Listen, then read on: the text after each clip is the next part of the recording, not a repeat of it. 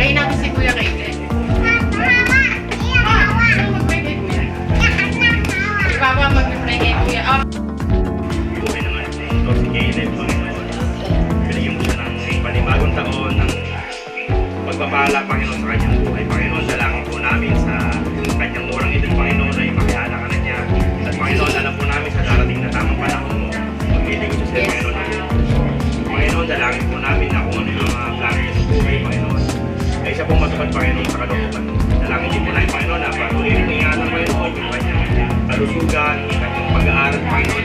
Bigyan mo sa Panginoon ng katalino na nagmumula sa iyo, Panginoon. Panginoon, dalangin din po namin sa iyo, Panginoon, na patuloy siyang makakilala, Panginoon, sa iyo at bigyan mo sa Panginoon na pag-aalang, Panginoon, sa kanyang magbulang.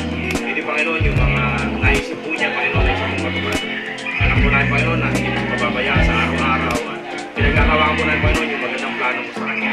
Maraming salamat, Panginoon, sa araw na ito, Panginoon, na nagdiriyo kami, Panginoon, na patuloy mong pagpalain, Panginoon, yung aming pagsasaluhan, Panginoon, na maging kalakasan, Panginoon, sa aming pisikal na katawan. Maraming salamat, Panginoon, sa buhay ng aming anak na si Caleb.